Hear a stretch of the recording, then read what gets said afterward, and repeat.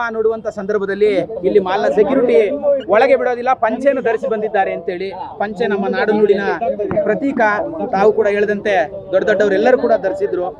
ಆ ರೈತನಿಗೆ ಇಲ್ಲಿ ಅವಮಾನ ಆಗಿರುವಂತದ್ದು, ರೂಲ್ಸ್ ಕೂಡ ಇದೆ ಅನ್ನುವಂತ ಮಾತುಗಳನ್ನ ಹೇಳ್ತಾ ಇದ್ರು ಆ ಸೆಕ್ಯೂರಿಟಿ ಮಾತಾಡುವಂತ ಸಂದರ್ಭದಲ್ಲಿ.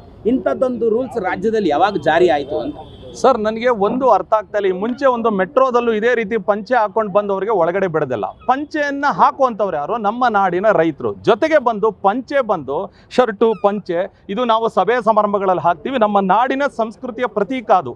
ಸೊ ಇಂಥ ಒಂದು ವಿಷಯದಲ್ಲಿ ನಿನ್ನೆ ಒಬ್ಬ ರೈತ ಬಂದು ನಾನು ಒಳಗಡೆ ಬಿಡೋದಲ್ಲ ಪಂಚೆ ಹಾಕಿಲ್ಲ ಅಂತಂದ್ರೆ, ಹಂಗಾರೆ ಪಂಚೆ ಹಾಕೊಂಡು ಹೊರಗಡೆ ಬಂದಿಲ್ಲ ಅಂದ್ರೆ ಈಗ CM ಸಿದ್ದರಾಮಯ್ಯನವರು ಪಂಚೆ ಶರ್ಟ್ ಹಾಕೊಂಡೇ ಬರ್ತಾರೆ, ಹಂಗಾರೆ ಅವ್ರನ್ನ ಒಳಗಡೆ ಬಿಡೋದಿಲ್ವ ನೀವು? ಅಣ್ಣವರು ಯಾವ್ದನ್ನ ಪ್ರತಿನಿಧಿಸಿದ್ರು? ಯಾವತ್ತಾರು ಪ್ಯಾಂಟ್ ಹಾಕಿದ್ರು ಅವರು ಪಂಚೆ ಮತ್ತು ಶರ್ಟ್ ಅನ್ನ ಹಾಕೊಂಡು ಈ ನಾಡಿನ ಸಂಸ್ಕೃತಿಯನ್ನ ಉಸಿರಿರೋ ತನಕ ಕಾಪಾಡಿದ್ರು. ಅಂತೆ ಪಂಚೆ ಸಂಸ್ಕೃತಿಯನ್ನ ಇಲ್ಲಿ ಯಾರ್ತಕ್ಕಂಥ ಯಾರೋ ಸೆಕ್ಯೂರಿಟಿ ಸಿಬ್ಬಂದಿ ಯಾರೋ ಮ್ಯಾನೇಜರ್ ನಾವು ಬಿಡೋದಿಲ್ಲ ಅಂತ ಹೇಳ್ತಾ ಇದ್ರಲ್ಲ, ಈಗ ನಾವು ಪಂಚೆ ಶರ್ಟ್ ಹಾಕೋ ಬಂದಿದ್ದೀವಿ, ಅವ್ರಿಗೆ ತಾಕತ್ತಿದ್ರೆ ತಡಿಲಿ, ಈಗ ನೋಡ್ತೀನಿ ನಾವು ಒಳಗಡೆ ಹೋಗ್ತೀವಿ, ಈಗ ಒಳಗಡೆ ಹೋದ ಬಿಡೋದಿಲ್ವ ನೋಡ್ತೀವಿ. ಇದು ಖಂಡಿತವಾಗ್ಲೂ ಖಂಡನೀಯ ಸರ್. ಈ ತರದ ಒಂದು ತುಗುಲಕ್ ದರ್ಬಾರು ಇಲ್ಲ ಯಾವ್ದಾದ್ರು ಆದೇಶ ಇದೆಯಾ? ಕೊಡ್ಲಿ ಮಾಲ್ ಅವರು ಸರ್, ಈ ತರ ಪಂಚೆ ಹಾಕೋ ಬಂದವರಿಗೆ ಒಳಗಡೆ ಬಿಡೋದಿಲ್ಲ ಅಂತ ಏನಾದ್ರು ಆದೇಶ ಇದ್ರೆ ಆದೇಶ ಕೊಡ್ಲಿ. ರಾಜ್ಯದಲ್ಲಿ ಯಾವುದೇ ಮಾಲ್ಗಳಲ್ಲೂ ಕೂಡ ಕನ್ನಡಿಗರು ಎಲ್ಲೂ ಸೆಕ್ಯೂರಿಟಿಗಳಿಲ್ಲ. ಕನ್ನಡದ ಪರಂಪರೆ ಏನು, ಸಂಸ್ಕೃತಿ ಏನು, ಇದು ಯಾವುದರ ಅರಿವಿಲ್ಲದಂಥ ಉತ್ತರ ಭಾರತದಂಥ ಸೆಕ್ಯೂರಿಟಿಗಳನ್ನು ಇಲ್ಲಿ ನೇಮಕ ಮಾಡ್ಕೊಂಡಿದ್ದಾರೆ. ಗೊತ್ತಿದ್ದಂಥವ್ರಾಗಿದ್ದರೆ ಅವರಿಗೆ ಗೌರವವನ್ನು ಕೊಟ್ಟು ರೈತರನ್ನ ಒಳಗೆ ಕಳಿಸ್ತಿದ್ರು ಅನ್ನೋಂಥದ್ದು ನಿಜ ಸರ್. ಈಗ ಎಲ್ಲೋ ಉತ್ತರ ಭಾರತದವ್ರನ್ನ ತಂದು ಇಲ್ಲಿ ಹಾಕೋತಾರೆ. ಅವ್ರ ರಾಜ್ಯಗಳಲ್ಲಿ ಅವ್ರಿಗೆ ಪಂಚೆ ಅಂದ್ರೆ ಏನು ಅಂತಾನೆ ಗೊತ್ತಿಲ್ಲ. ಮತ್ತು ಪಂಚೆ ಅನ್ನೋದು ಇಲ್ಲಿ ಈ ನಾಡಿನ ಜನರ ಒಂದು ಭಾವನಾತ್ಮಕ ವಿಚಾರ ಸರ್. ಅದು ನಮ್ಮ ಒಂದು ಇಲ್ಲಿನ ಸಂಸ್ಕೃತಿಯ ಪ್ರತೀಕ. ಇಲ್ಲಿ ಬಂದು ನಿಂತ್ಕೊಂಡು ಅವ್ರನ್ನ ತರದ್ಬಿಟ್ಟು ಅವ್ರಿಗೆ ಸರಿಯಾದ ರೀತಿಯಲ್ಲಿ ಅವ್ರಿಗೆ ತರಬೇತಿಯನ್ನು ಕೊಟ್ಟಿರಲಿಲ್ಲ ಇಲ್ಲಿ ಮಾಲ್ನವರು. ಅವ್ರನ್ನ ಕರೆದು ಈ ಥರದ್ದು ಬಿಡಬಾರ್ದು. ಈಗ ನಿನ್ನೆ ಅವ್ರಿಗೆ ಆಗಿರ್ತಕ್ಕಂಥ ಅವಮಾನ ಬಂದು ಇಡೀ ರಾಜ್ಯದ ಕನ್ನಡಿಗರಿಗೆ ಆಗಿರ್ತಕ್ಕಂಥ ಅವಮಾನ ಸರ್ ಇದು. ಈ ಅವಮಾನವನ್ನು ನಾವು ಖಂಡಿಸಲೇಬೇಕು. ಯಾವುದೇ ಕಾರಣಕ್ಕೂ ಇದನ್ನು ಸಹಿಸಲು ಸಾಧ್ಯ ಇಲ್ಲ. ನಾನು ಕೇಳೋದು, ಇನ್ನು ಮುಂದೆ ಯಾರೇ ಬರಲಿ ಮಾಲ್ಗೆ, ಇದೊಂದೇ ಮಾಲ್ ಅಂತಲ್ಲ ಸರ್, ಬೆಂಗಳೂರಿನ ಹಲವಾರು ಮಾಲ್ಗಳು ಪಂಚೆ ಹಾಕ ಬಂದ್ರೆ ಏನೋ ಅವಮಾನ, ಅವ್ರಿಗೆ ಒಳಗಡೆ ಬಂದ್ರೆ ಅವಮಾನ. ಅದೇ ರೈತ ಬೆಳೀತಕ್ಕಂಥ ಅನ್ನವನ್ನ ಮಾರಾಟ ಮಾಡಿ ಇವತ್ತು ಎಷ್ಟೋ ಮಳಿಗೆಗಳು ನಡೀತಾ ಇದೆ ಮಾಲ್ ಒಳಗಡೆ. ಸೊ ಅದೇ ರೈತ ನಾಳೆ ದಿನ ಏನು ಕೊಡೋದಿಲ್ಲ ಒಳಗಡೆ ನಿಮ್ಗೆ ಅಂತಂದ್ರೆ ಹೇಗೆ ತಾನೇ ಇವ್ರು ಮಾಲ್ ನಡೆಸೋದಕ್ಕೆ ಸಾಧ್ಯ? ಆಮೇಲೆ ಈ ಮಾಲ್ ಒಳಗಡೆ ಬರ್ತಕ್ಕಂಥ 90% ಹೆಚ್ಚು ಜನ ರೈತರ ಮಕ್ಕಳೇ ಒಳಗಡೆ ಬರೋದು. ಹಾಗಾದ್ರೆ ಪ್ಯಾಂಟ್ ಹಾಕ್ತವ್ರಿಗೆ ಅಷ್ಟೇ ಮರ್ಯಾದೆ. ಇಲ್ಲಿ ಎಷ್ಟೋ ಜನ ಹೆಣ್ಣು ಮಕ್ಕಳು ಗಂಡು ಮಕ್ಕಳು ಯಾವುದೋ ರಾಜ್ಯದವರು ಸರ್ ಕರೆಕ್ಟಾಗಿ ಬಟ್ಟೆ ಹಾಕೋರಲ್ಲ, ಅರ್ಧಂಬರ್ಧ ಬಟ್ಟೆ ಹಾಕೊಂಡು ಒಳಗಡೆ ಬರ್ತಾರೆ, ಅವ್ರನ್ನ ಬಿಡ್ತೀರಾ?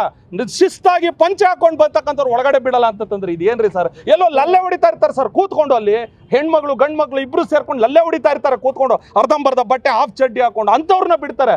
ಪಂಚೆ ಹಾಕೋ ಬಂದವ್ರನ್ನ ಬಿಡಲ್ಲ ಅಂತಂದ್ರೆ ಇದೇನ್ ಸರ್ ಇದು? ಇದೇನ್ ನಡೀತಾ ಇದೆ ರಾಜ್ಯದಲ್ಲಿ? ಸರ್ ಈಗ ಘಟನೆ ಬಗ್ಗೆ ಖಂಡನೆ ವ್ಯಕ್ತವಾಗ್ತಾ ಇದ್ದ ಹಾಗೆ ಈಗ ಸೆಕ್ಯೂರಿಟಿಯನ್ನು ಕೂಡ ಸಸ್ಪೆಂಡ್ ಮಾಡಲಾಗಿದೆ. ಆದ್ರೆ ಮ್ಯಾನೇಜ್ಮೆಂಟ್ ನಮ್ದು ತಪ್ಪಾಗಿದೆ ಅಥವಾ ಏನೆಲ್ಲ ಮಾತುಕತೆ ಆಯ್ತು ಅನ್ನೋದ್ರ ಬಗ್ಗೆ ಇನ್ನೂ ಕೂಡ ಸಮಜಾಯಿಷಿ ಕೊಡ್ತಾ ಇಲ್ಲ ಸರ್. ಈಗ ನಾವು ಬಂದಿದ್ದೀವಿ, ಆ ಮಾಲ್ನ ಮ್ಯಾನೇಜ್ಮೆಂಟ್ ಅವ್ರು ಯಾವ್ದಾರ ಬರಲೇಬೇಕು ಸರ್. ಇನ್ನು ಕೆಲವೇ ಕ್ಷಣಗಳಲ್ಲಿ ನೆನ್ನೆ ಅನ್ಯಾಯಕ್ಕೊಳಗಾದಂಥ ರೈತರು ಇಲ್ಲಿಗೆ ಬರ್ತಾ ಇದ್ದಾರೆ.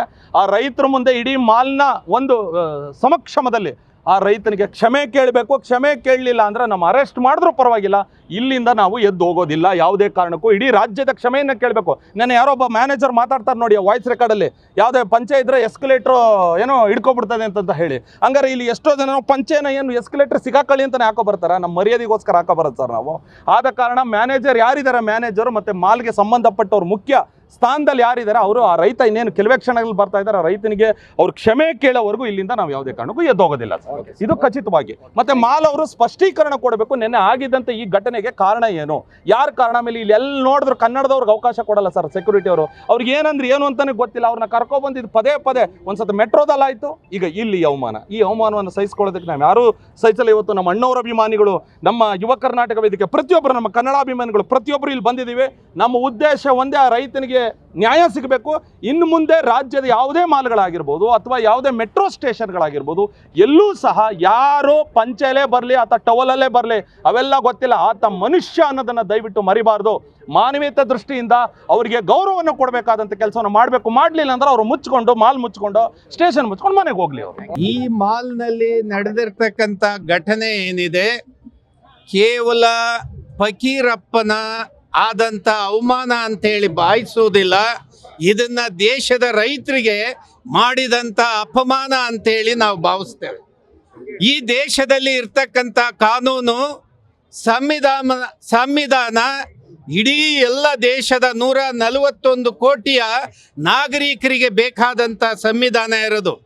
ಈ GT ಮಾಲಿಗೆ ಬೇರೆ ಕಾನೂನು, ಬೇರೆ ಸಂವಿಧಾನವನ್ನು ಅಂಬೇಡ್ಕರ್ ಬರೆದಿಲ್ಲ.